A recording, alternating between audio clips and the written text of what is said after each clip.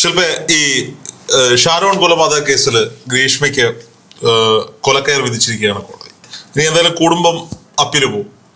പക്ഷേ ഈ സാഹചര്യത്തിലാണ് ഈ സഞ്ജയ് റോയിയുടെ കേസ്. സഞ്ജയ് റോയ്ക്കെതിരെ മാലതി റോയ്, അതായത് സഞ്ജയ് റോയിയുടെ അമ്മയായ മാലതി റോയിയുടെ ഒരു സ്റ്റേറ്റ്മെന്റ് ഉണ്ട്. മാലതി റോയ് പറയുന്നത് സ്വന്തം മകൻ കുറ്റക്കാരനാണെന്നും ആ മരണപ്പെട്ട കുട്ടിയുടെ മാതാപിതാക്കളുടെ വേദന എന്തെന്ന് കൃത്യമായി എനിക്ക് മനസ്സിലാകുമെന്നും ഇയാൾക്ക് തൂക്കുകയർ വിധിച്ചാലും ഞങ്ങൾ അപ്പീലിൽ പോകില്ല എന്നും അത് കോടതിയുടെ നടപടി ഞങ്ങൾ ശരിവെക്കുമെന്നും മാലതി റോയിയുടെ ഒരു സ്റ്റേറ്റ്മെന്റ് വന്നിരിക്കുന്നു. ഈ സഞ്ജയ് റോയുടെ സഹോദരിയും പറഞ്ഞിരിക്കുന്നു അയാൾ കുറ്റക്കാരനാണെങ്കിൽ ശിക്ഷിക്കപ്പെടുക തന്നെ വേണമെന്ന്. സത്യത്തിൽ ഇതിന്റെ ഈ രണ്ട് കേസുകളും എടുക്കുക. എന്തായാലും ഇത്രയും കാലം ഗ്രീഷ്മയ്ക്ക് വേണ്ടുന്ന നിയമസഹായവും കാര്യങ്ങളും ഒക്കെ ചെയ്ത കുടുംബം ഒപ്പോട്ടായിരുന്നു. അമ്മയെ ഇപ്പോൾ കോടതി വെറുതെ വിട്ടിരിക്കുന്നു. അമ്മാവന് 3 വർഷം തടവ് ശിക്ഷയും 50,000 രൂപ പിഴയും വിധിച്ചിരിക്കുകയാണ്. ഞാൻ കഴിഞ്ഞ കുറേ സ്റ്റോറികളിലായി പറഞ്ഞുകൊണ്ടിരിക്കുകയാണ്, ഈ കുടുംബത്തിനോട്ടുള്ള അഭ്യർത്ഥനയാണ്, ദയവ് ഈ കേസിൽ അപ്പീലിൽ പോകരുത്, ഒരു ചാപിള പറ്റുമെന്ന് കുടുംബം വിചാരിക്കണം എന്നുള്ളത്.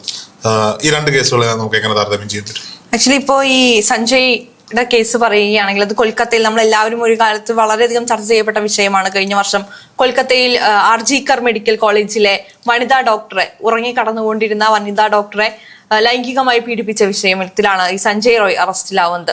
അതിനുശേഷം കൃത്യമായി CCTV ദൃശ്യങ്ങൾ പുറത്തു വരുന്നു. സഞ്ജയ് തെറ്റുകാരനാണ് എന്ന് പോലീസ് തെളിയിക്കുകയാണ്, വ്യക്തമായി തെളിയിച്ചിരിക്കുകയാണ്. അതിനുശേഷമാണ് അത് കോടതിയിലേക്ക് പോകുന്നത്. അപ്പൊ കഴിഞ്ഞ ദിവസമാണ് കോടതിയിൽ നിന്ന് സഞ്ജയ് തെറ്റുകാരൻ, കുറ്റക്കാരനാണ് എന്ന വിധി വരുന്നത്. അതിനുള്ള ശിക്ഷ വൈകിട്ട് പെട്ടെന്ന് തന്നെ വിധിക്കുമെന്നുള്ള നടപടിയും വരുന്നു. അപ്പോഴാണ് ഈ മാലതി റോയ് എന്ന് പറയുന്ന സഞ്ജയുടെ അമ്മയുടെ പ്രതികരണം നമ്മളെല്ലാവരും ശ്രദ്ധിക്കേണ്ട ഒരു പ്രതികരണമാണ്. കാരണം നമ്മുടെ മക്കൾ എന്ത് തെറ്റ് ചെയ്താലും തെറ്റുപറ്റിപ്പോയതല്ലേ, മക്കൾക്കൊപ്പം നിൽക്കുന്ന അമ്മമാരെയാണ് നമ്മൾ കണ്ടിട്ടുള്ളത്. നിൽക്കാൻ പറ്റാത്തൊരു അമ്മയും കേരളത്തിൽ ഈ അടുത്തിടെ ഉണ്ടായി, മകൻ വെട്ടിക്കൊന്നൊരമ്മ.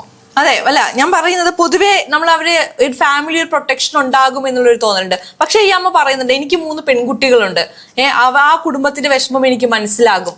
അവൻ തെറ്റുകാരനാണെങ്കിൽ അവൻ അതിന്റെ ശിക്ഷ അനുഭവിക്കും. അവൻ വധശിക്ഷയ്ക്ക് വിധിച്ചാലും കോടതിയുടെ വിധി ഞാൻ സ്വാഗതാർഹമായി, ഞാൻ അതിന്റെ സ്വാഗതം ചെയ്യും എന്നുള്ള രീതിയിൽ അമ്മ പറഞ്ഞു വെക്കുന്നുണ്ട്. ആ അമ്മ പറയുന്ന സ്റ്റേറ്റ്മെന്റ് ശരിക്കും പറഞ്ഞു കഴിഞ്ഞാൽ നമ്മളെല്ലാവരും ഒരു എന്താ പറയാ കൃത്യമായി നിരീക്ഷിക്കേണ്ടതാണ്. അവരുടെ നിലപാടിനെ നമ്മൾ അവിടെ മനസ്സിലാക്കേണ്ടതുണ്ട്. കാരണം അവർക്ക് സ്വന്തമായ ഒരു മകളുണ്ട്. ആ മകളുടെ 3 പെൺമക്കളുണ്ട്. ആ മക്കളെ പോലെ തന്നെയാണ് ആ മരണപ്പെട്ട വനിതാ ഡോക്ടറെയും അവർ കാണുന്നത്. ആ കുടുംബത്തിന്റെ സങ്കടം അവർക്ക് മനസ്സിലാവുന്നത് കൊണ്ടാണ്. ഇന്ന് നമ്മൾ രോഹിതയുടെ നേരത്തെ പറഞ്ഞതുപോലെ നമ്മുടെ നാട്ടിൽ ഇപ്പൊ അമ്മമാരെ വരെ കൊല്ലുന്ന മക്കളുണ്ട്. പക്ഷെ എന്ത് ചെയ്താലും ഇപ്പൊ ഈ ഗ്രീഷ്മയുടെ കേസിൽ പറഞ്ഞു, ഈ വീട്ടിൽ അമ്മയും അമ്മാവനും ഒക്കെ അവളെ രക്ഷിക്കാൻ വേണ്ടി അതിന് പിന്നാലെ നടന്നത് നമ്മൾ കണ്ടതാണ്. അങ്ങനെ എല്ലാ കേസുകളിലും ഈ കുടുംബം ഉണ്ടാവും ഒരു രീതി വരെ പ്രൊട്ടക്ട് ചെയ്യാൻ.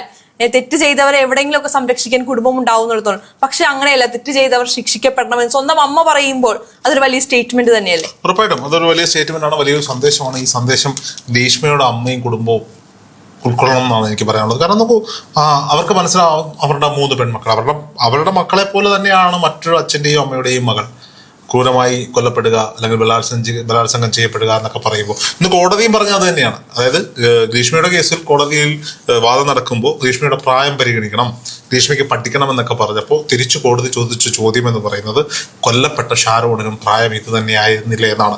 കോടതിയിൽ അതിവ്യത്യസ്തമായ നടപടി ഉണ്ടായിരുന്നു. ഈ വിധി പറയുന്നതിന് തൊട്ട് മുമ്പ് ഷാരോണിന്റെ അച്ഛനെയും അമ്മയെയും ചേംബറിലേക്ക് വിളിപ്പിച്ചു. എന്നിട്ട് പറഞ്ഞ് വിധി പറയുമ്പോൾ നിങ്ങൾ കേൾക്കാൻ കോടതിക്കുള്ളിൽ നിങ്ങൾ ഉണ്ടാകണം.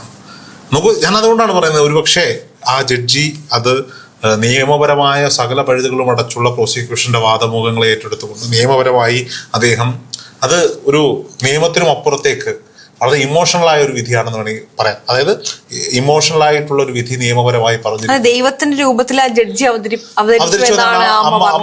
അമ്മ പറഞ്ഞു വെക്കുന്നത്. കാരണം ദൈവം ജഡ്ജിയായി ഞങ്ങൾക്ക് മുന്നിൽ അവതരിച്ചു എന്നുള്ളതാണ്.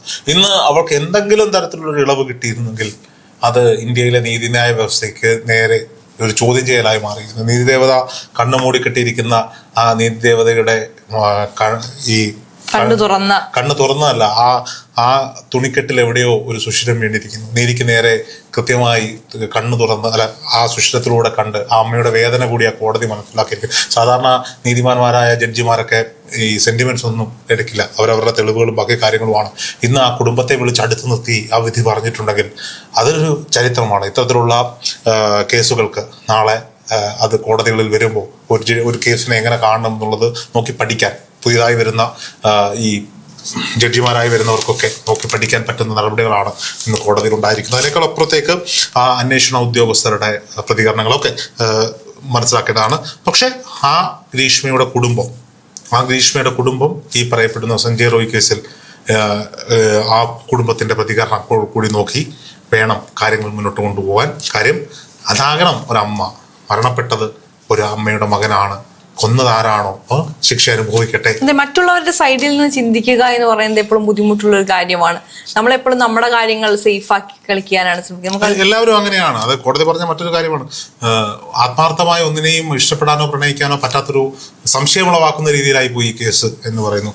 അപ്പോ ഈ പറയപ്പെടുന്ന പോലെ മറ്റൊരാൾക്ക് വേണ്ടി മറ്റൊരാളുടെ ഭാഗത്ത് ചെന്ന് നിന്ന് ചിന്തിക്കാൻ ആരെക്കൊണ്ടും സാധിക്കുന്നില്ല എന്നുള്ളത് തന്നെയാണ്. അങ്ങനെ ചിന്തിക്കുന്നവർക്ക് നമുക്ക് ഈ സഞ്ജയ് റോയ് കേസിൽ അമ്മയുടെയും സഹോദരിയുടെയും പ്രതികരണം പോലെയുള്ള പ്രതികരണങ്ങൾ പ്രതീക്ഷിക്കാം.